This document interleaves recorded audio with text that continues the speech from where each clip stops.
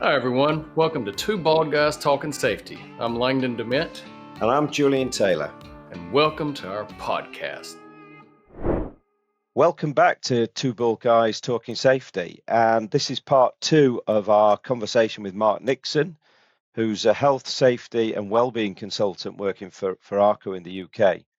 Mark is a guru of all things mental health. And this is the second part of our conversation where we talked about some of the key points to consider around mental health and some of the strategies that we can start to employ within our organisations and team.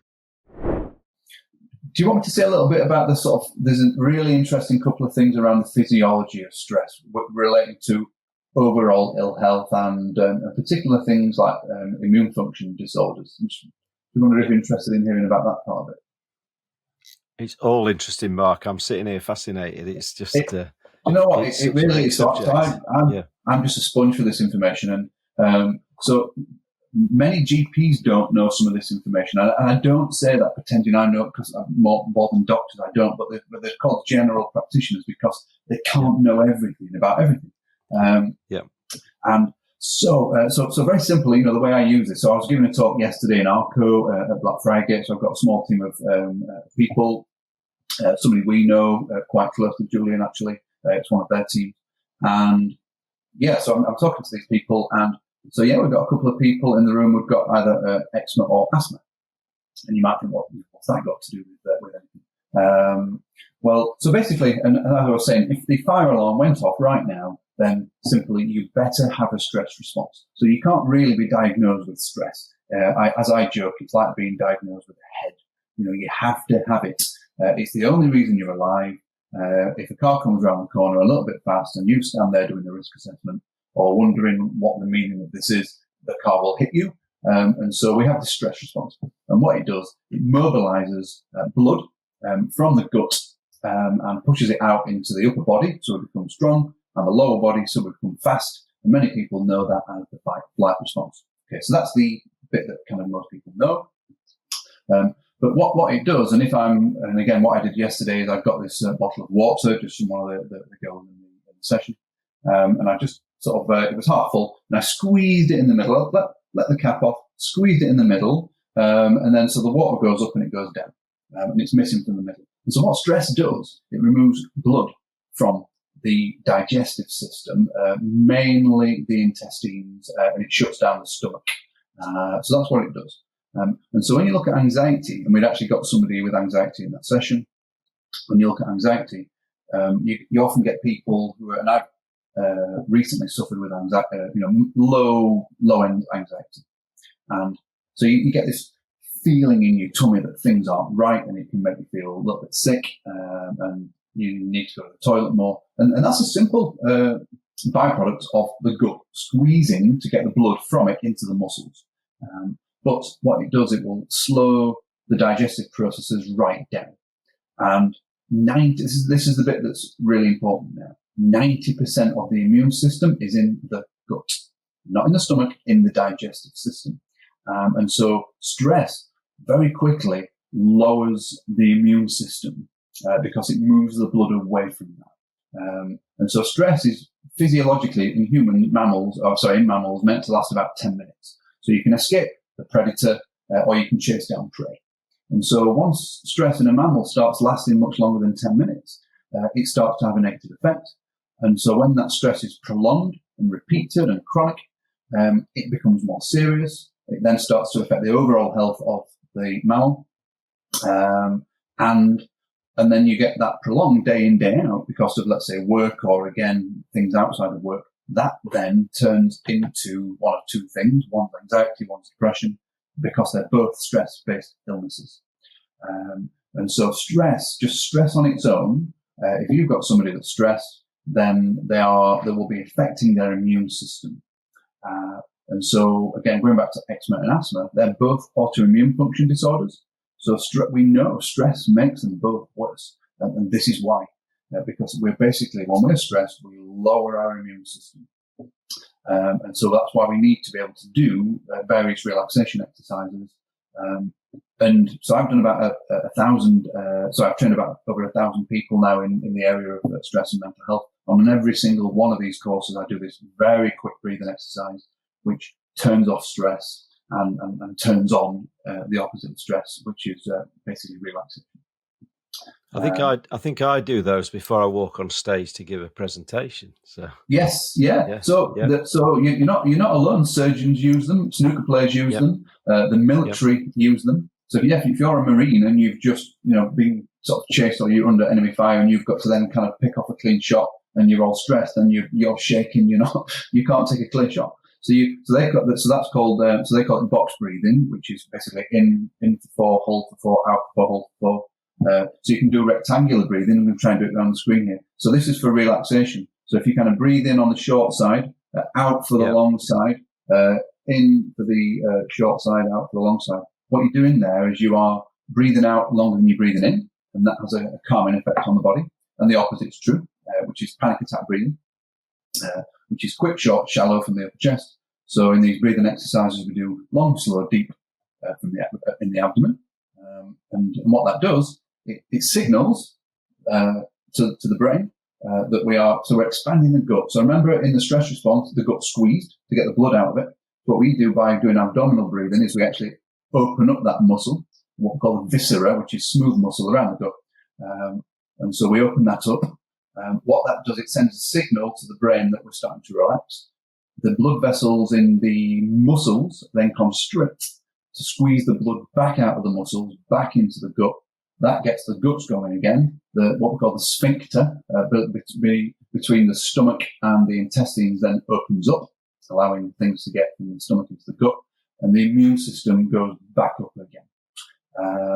And so so the first time I ever did it live, I did a recording for many clients that we used to do it for, and then I got asked to be a speaker at the 7 Northern Police's Forum. So I got asked to be they had a 2-day CPD event. So it was 100 hostage negotiators. So I was doing this talk for 100 hostage negotiators, and I just assumed that the police would have told them how to relax after they've just been into, let's say, the Nuneaton bowling alley siege. So I was able to see all the footage of this thing called the Nuneaton bowling alley siege, where somebody took some people hostage at gun, knife, and machete point. And so the police hostage negotiators going in there, imagine how stressed you might be. And so you would assume that the kind of police force would have told them how to sort of relax, and they hadn't. And so it was the first time I had to do like a stand-up breathing exercise session. And I've always done it that way ever since. So and the thing is, what shocks most people is it's so simple. But, we've been taught to walk and talk and read, but very rarely have most people been taught how to very specifically turn off stress and turn on relaxation. I'd be really interested to know, sort of, you talk about sort of the courses that you run, sort of what's the content of those, but also we all know that it's the right thing to do, but businesses don't necessarily do stuff because it's the right thing to do. So how do you sort of sell this to an organization? What's the value to an organization of doing this? Yeah. So I suppose I've generally gone in on the back of the fact that they are actually doing mental health first aid courses.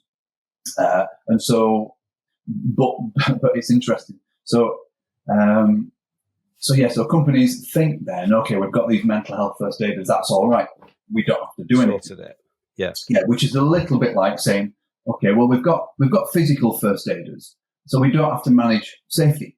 In other words, we'll just let people have accidents, and we've got first aiders to scrape them off the floor when it goes wrong. So you wouldn't do that as a business, but that's what companies do in terms of this area. They don't manage stress, and they don't do stress risk assessments, and so they then have people getting stressed, and then they say, oh, it's okay, we've got mental health first aiders. So the way I've always sold it is out on a lot of the time on the back of the mental health first aid course, which is, okay, well, now you've got these.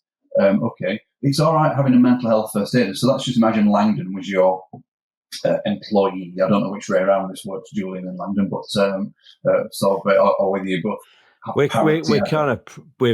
There's parity in this relationship, isn't there, Langdon? Yeah. So let's just imagine Langdon was your employee. And I'm a mental health first aider, let's say. So you put a lot of pressure on Langdon, and so he then comes to me as a mental health first aider. It's normally the other way around, I do have to say. Okay, right, yeah. So, yeah.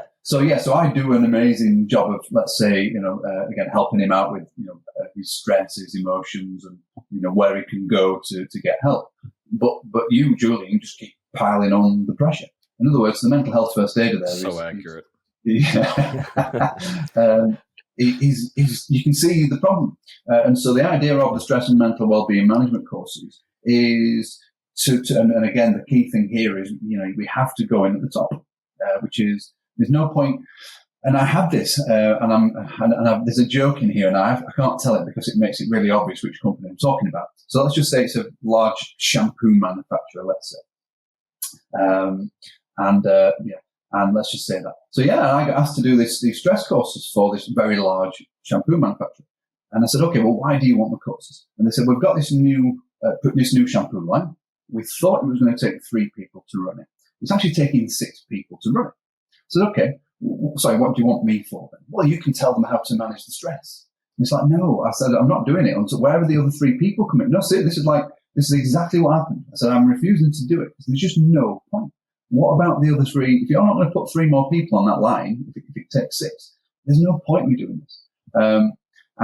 So fortunately, I got 2 big clients, 2 huge clients that we did this for. So one was Northern Power Grid, the other was AstraZeneca. And again, they did it with the right way, the intelligent way, rather than just going for the shop floor guys and ignoring the kind of, the management of the management. They did it for the management first. And so, they were the first, they were the big clients for us, that really sort of really went throughout the management structure and put everybody on this, ultimately a 1-day course, to learn, all about the topic. And so fundamentally what's included in that is we look at the signs and symptoms of mental ill health. We look at stress in detail. We touch on anxiety and depression. We then look at what the business can do about it. We basically go into the afternoon, and then we start talking about, okay, how do you do stress risk assessment? What does, again, reasonable adjustment look like? We look at some case studies of companies where we brought people back in to work from things like stress, anxiety, depression, where it's gone well. So I just started asking this question, at some point, which is, where have we done this and why did it work and why has it gone well? And just started getting these answers. We did this, we did the other. So this is why it went well. And then, we look at all these things we can do as a business, and also this thing here. Okay. So it's basically, it's visible, valuable, and voice, and then connected and supported. So what I mean by this is, and this was taken from a lady's speech. So when we could first start getting back in the NEC to attend the safety conferences. So there was some good lone working conferences on. So I took these 3 V's from this lady's speech. I can't remember what the lady was, but it was a really good talk she did.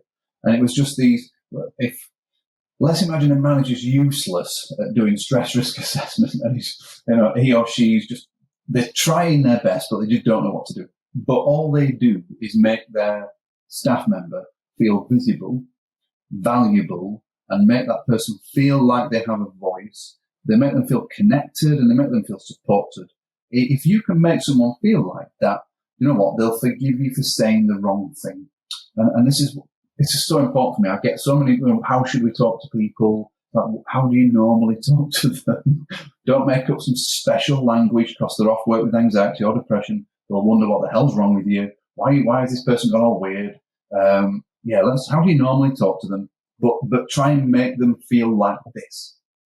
It was just again, it's so obvious, isn't it, when you kind of look at those words and look at that scenario. But and ARCO, is the same as most businesses. We realised we'd had a lot of people off work with stress, and people weren't contacting them on the fear of, well, what if we say the wrong thing?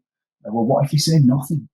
And if you think about all of those points you're making there, again, it's all the things I was talking about yesterday around psychological safety. So that even before somebody's at a point of being stressed or feeling ill, actually, how do we just create the right work environment?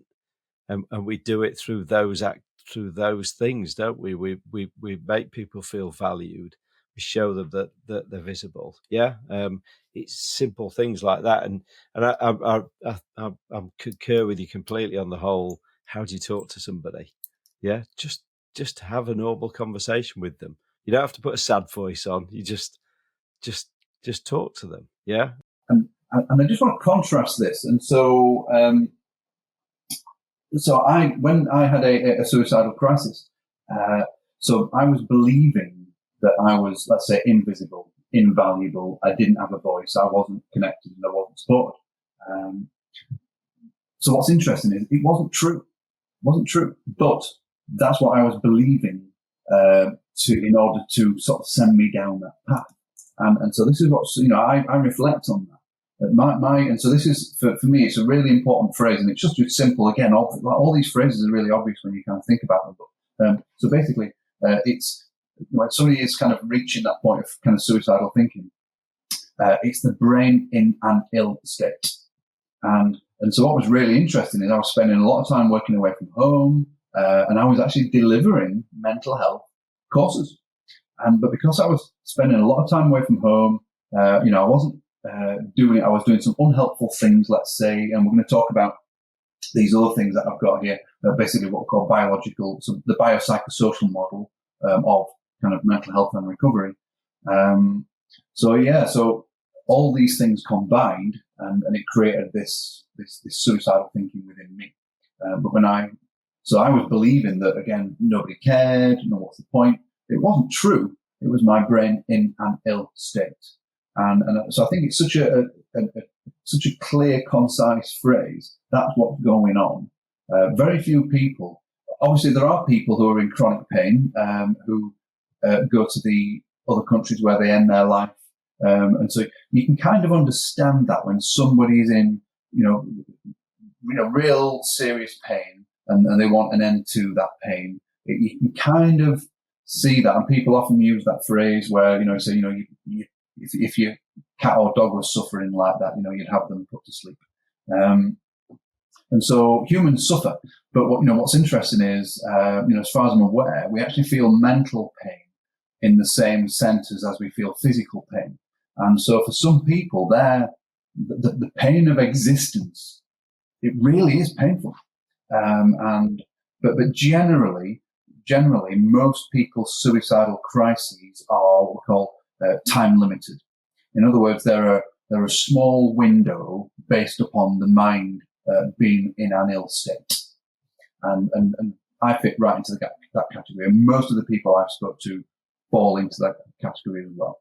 Not that many people are long-term suicidal, and if they are, they really do need sort of special help. As a mental health first aider, that's out of our. We can do something.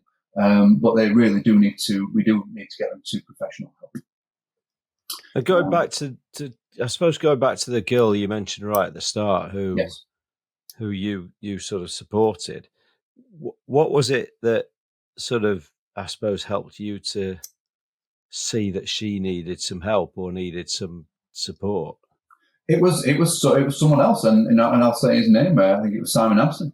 Right. Yeah. So it was a colleague of ours, and me and Simon met for a coffee 2 weeks ago. So we keep in touch, and and Emma's given me permission to for me to share her story as well, because she knows. It's bizarre. So I get really emotional when I think about it, because she really does think that I saved her life, and that's not what I was doing. And so it's such an honour to be in that position where somebody holds you in high regard. And she's just got married in Dubai now, and so she's alive, and she genuinely thinks that if I hadn't stepped in, that she wouldn't be. But it was Simon Abson. So I was developing basically what was going to be the predecessor to the stress and mental health course. So in hindsight, I've been developing that course for about 20 years, but believe it or not, unknowingly. But all these things that have trickle fed into what I do now have all had a part to play. But it was this, and so Simon knew what I was doing, and he simply said, I think you need to talk to Emma. She's not in a good place. And so, she'd had two, big life events in her life that had created in her quite a severe anxiety and depression. The doctors were recommending she take antidepressants, which she didn't want to do, and trying to get her into group counselling. Again, she didn't want to go and share all the stuff in front of other people. And so I just came to her at that juncture in her life, and again, didn't know really that she was suicidal. I just knew she wasn't good. Shared some things on the back of, look, if it's helpful, great. If it's not, tell me to go away. And she looked at me funny one day and said, you don't know what you've done, do you? And I was like, and I genuinely 100% did not know. And she said, I would have killed myself. You saved my life. And it completely floored me and it changed the course of my career, my life, for definite. And so because of that, so many other people now have been helped. Of the hundreds of people I've trained in mental health first aid, they have gone on to help other people in suicidal crises. And so it's just such a nice, you mentioned the domino effect in a negative manner. This is such a nice domino effect to be involved in. It really is. Yeah, good. Langdon, I was going to ask you a question, which is quite unusual. I'm kind of interested in terms of, because obviously we're talking, we're two Brits, actually two Yorkshiremen, which is even more important than being British. But what's the sort of perception around mental health in the workplace in the US? In general, I think it's changed for the positive. I think COVID, honestly, it helped make that change. Where prior to that, we've spoken before, where you could have total worker health, or a lot of nonprofit or other organizations that have worked on how to bring general health and safety and the total worker, the health and wellness, the well-being. I invented my own word. How that can be incorporated better, and how organizations, how people are putting a focus on it more. So I think it is still changing, but there's still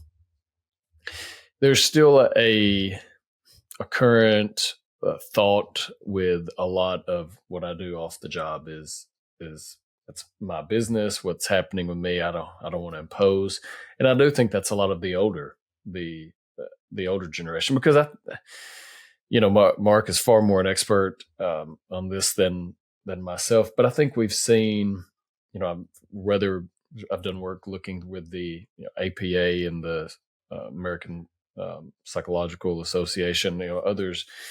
There's generational change, right? That's occurred. We think of the World War II generation. Fair to say, some of the toughest mentally, physically, that I've ever experienced. And my granddad was first wave D-Day, and my other one was on a destroyer in the Navy. Those are massive, massive undercurrences that happened in our world. And then how, after it was over, one of them, he went to opening his grocery store in a little town, and a farmer. How do we overcome things? How do we handle stress? I think now, a lot of times also, it's people don't really know. And I also think one of the worst things that has happened, and which you're kind of see where I'm going with this, Jules, is short cell phones. Constant technology, when it should be able to be utilized in a positive light, a lot of times it's used in the negative. So tying back to what you were asking, I think it's very generational dependent. A lot of the younger generation, they're open to being more cognizant of that, but then how do we help them? Because it's potentially slightly different versus how we handle and work with the older. So to me, it's trying to determine and figure out how can we bridge that gap better. I think more focus is being put on it, which is fantastic, but it falls back a lot of times on the safety professional. As a safety professional, how do I handle what's happening with Jules's off the job when I'm just trying to maintain to ensure they're ready for work? And that's where I think is kind of the next I'll say frontier, for lack of a better, and that's where EHS professionals have to get very in depth with working with HR, working with the medical side, working with whomever to ensure that the workers are ready. So very long-winded answer. I think it's getting better, but it's definitely still a big challenge, honestly. And I'm interested to hear from you as well, Mark, in terms of because I still feel like there's a need to keep changing the perception around mental health. That actually, I mean, I remember I've worked for businesses where absolutely people would not admit to feeling stressed because it was a career ender. And I think it's the. Am I still right about that, Mark? And what have we got to do? The main way that we change the perception about anything generally. So, and I do liken things like this. I liken stress and mental health to people's ability to talk about their sexuality. 30 years ago, if you were open, if somebody was kind of trying to come out as being kind of gay, and I remember that there was a gay gentleman we kind of had at Sheffield for a time, and you can see he just wanted to tell people, and so so at some point I had this open conversation, and once the cat was out of the bag, it just allowed everybody to relax, and so the conversation around sexuality has changed because of high up people coming forward, and it just being more people feel able to talk about this, and so the stigma's come down because the conversation has come up. And so this is one of those things. So it's almost easier to come out as being gay than it is to say you've got a mental health issue. And I don't say that lightly. I know people who have agreed many times with that statement. And so the idea is we like we've done with people's sexuality, we need to just raise the agenda and get the conversation out in the open. And again, that's one of the benefits of mental health first aiders. We can publicize who they are, just like physical first aiders, put the names on the board. They have lanyards. And so I've seen many, and again, things like, I think Help for Heroes, again, that's been such a good thing. I think the armed forces have really kind of switched onto this. So I think the armed forces is a good one to use. If you think about it, that's, you're supposed to be tough. And I think we realise now that, it's shocking. There are more people from the American military who've committed suicide on the back of the conflicts they've gone into than died in the conflicts. And I know the figure is staggering. I think it's something, I can't remember, so forgive me if I say the wrong figure, but it's a ridiculous proportion more people have died from suicide, as a result of being in the armed forces than have actually died because of war. As in, in the recent conflicts, so Iraq, Afghanistan, that sort of thing. It's shocking. It's absolutely shocking. And so I think industries like that have really started to cotton on to the fact that we have to look after people's mental health going in and also kind of coming out. Langdon, looks like you were going to come in on something there. No, I was just going to say, I know, and this was actually just from some recent research, I think it was 50,000 in the U.S. I think it was like 2022, NSC, National Safety Council, would put some injury facts around from suicide and self-injury. So, I mean, that's an astronomical number. I mean, realistically, not always work-related. I mean, you're, taking that collectively, of course, but still, that's a large number that affects not just workplace, but family, friends, the community as a whole. I mean, that's a big number.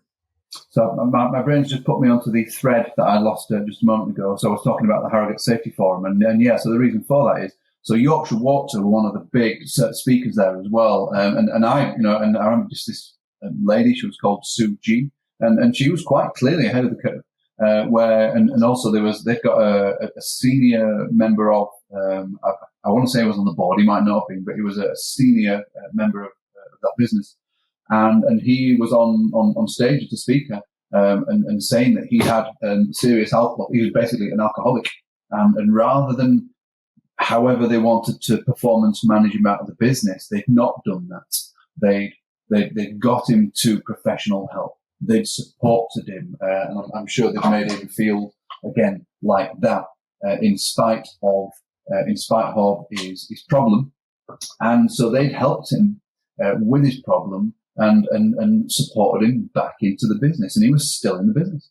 And so that was through alcoholism, and so it was just such an encouraging sort of talk to see, rather than having this terrible reaction to this person clearly struggling, probably not with work, probably something outside work and the business has supported him. And so I just want to talk about employee assistance programs because, so we've had one for many years. I know some of our big clients have got employee assistance programs.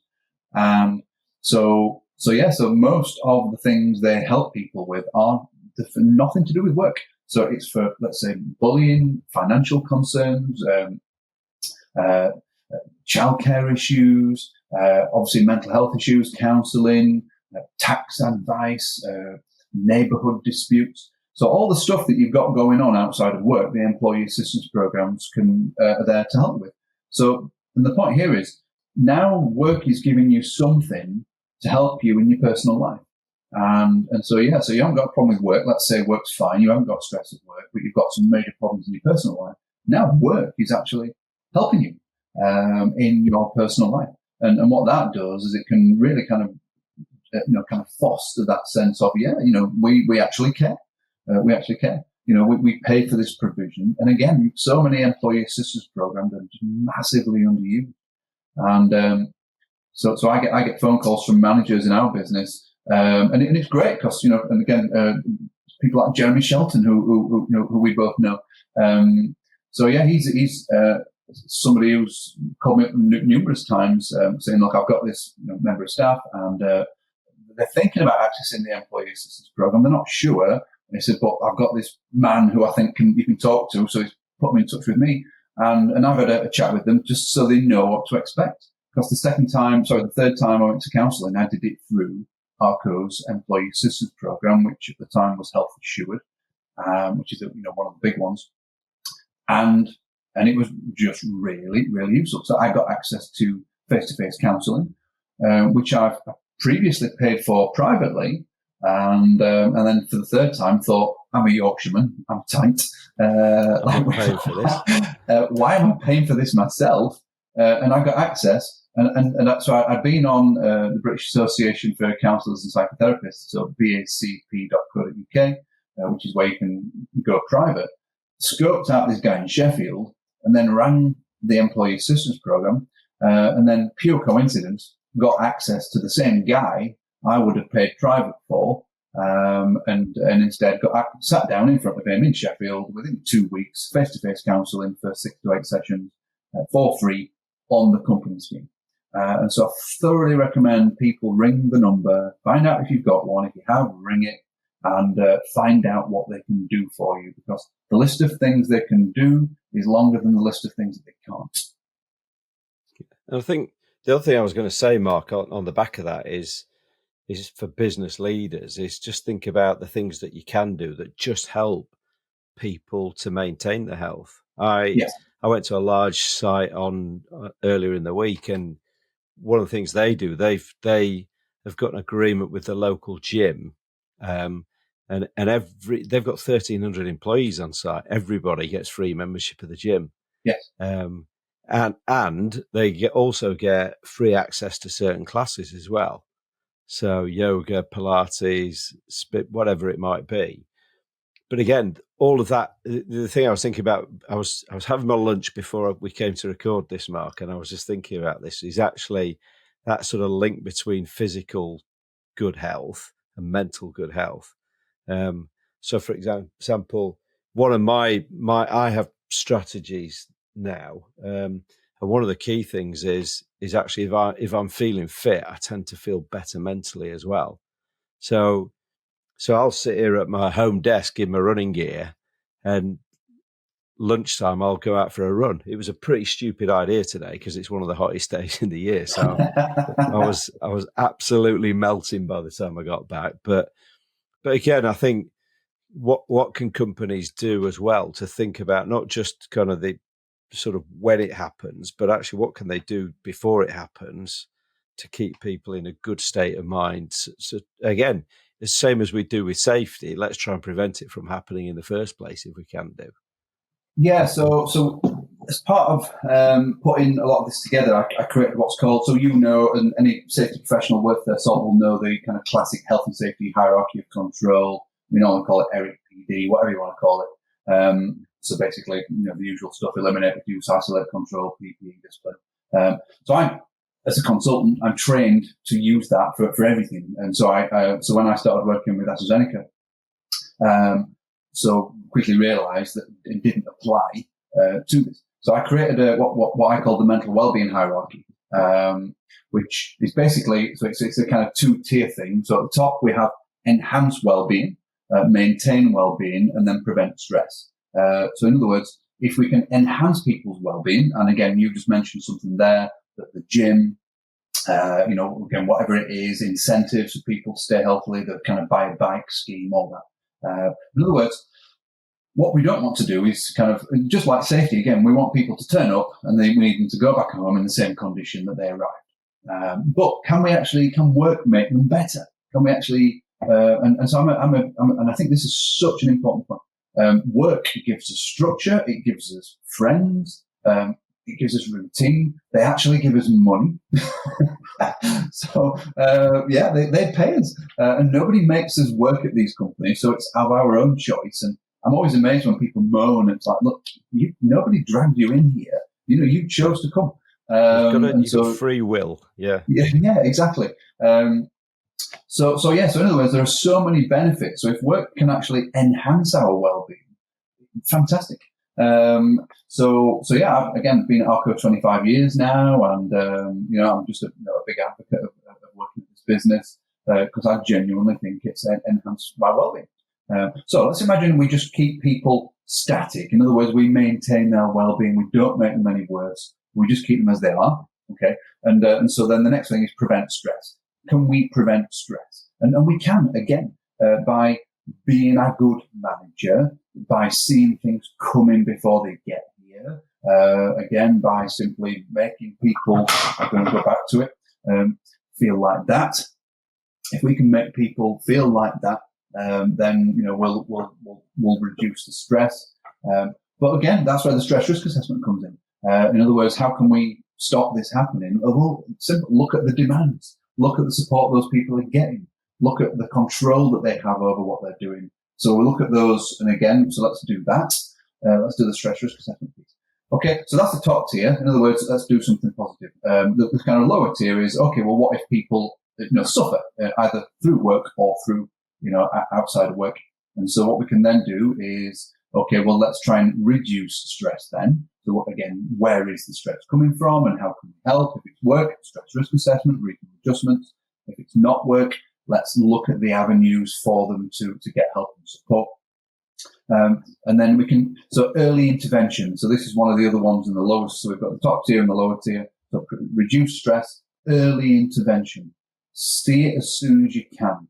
Don't leave it. Again, if somebody's off work, talk to them and look and just do what you can to try and not get them back to work as soon as you can. Get them back to work as soon as you can in a time scale that's right for them, with the right tools in place for them coming back to work. And again, that's normally reasonable adjustments, okay, suitable for that person. And then down at the bottom, which is basically get people help and support and get them to professional help. So I created this mental wellbeing hierarchy, which AstraZeneca adopted for themselves. And so I did that in conjunction with a lady called Sharon Linsky at AstraZeneca. So we adopted that, and then so that's now our mental wellbeing hierarchy. So it's a different way. I think it's a good thing to consider. Again, like we do everything in health and safety in this top-down hierarchy, we need to think the same for this as well.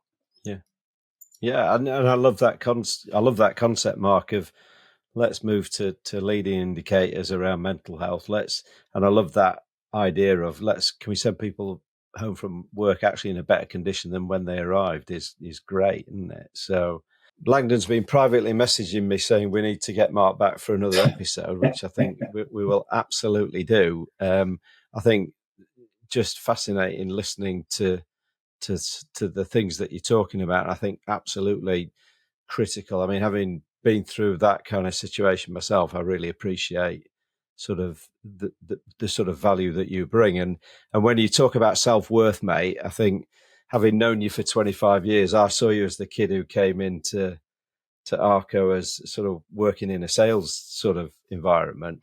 To see the transition that you've made, the work that you've done in this area is just absolutely fantastic to see. And again, the domino effect of the number of lives that you must have touched through the delivery of your training is fantastic. So because you have got a bald head and you have got lots of good stuff to say, we will get you back again. Okay, I will come back on. I'm going to hand over to Langdon and let Langdon just close us out here. No, thanks, Mark. We do very much appreciate it. I think this is something that honestly is very needed in organizations globally.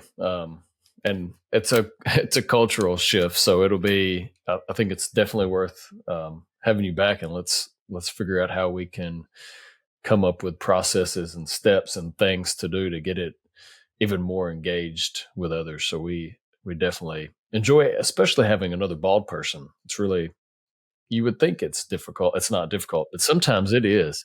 So everyone, we appreciate your time. We look forward to you joining us once again. And as Mark really has alluded to perfectly, as we go about our days, as we go about our weekends, remember to stay healthy and safe. And ultimately, let's watch each other's back out there. Thanks, everyone. Hey everyone, really appreciate you tuning into this episode of Two Bald Guys Talking Safety. Please follow and subscribe to wherever you stream your favorite podcast, or visit us at evotix.com. And if you want to see how follically challenged we really are, come and check us out on YouTube. If you've got value from the podcast, please go to Apple Podcasts, and in the review section of this podcast, if you could leave us a review or a rating, that would be great. And as always, everyone, while you're going about your days and about your normal lives, stay safe out there and watch each other's back.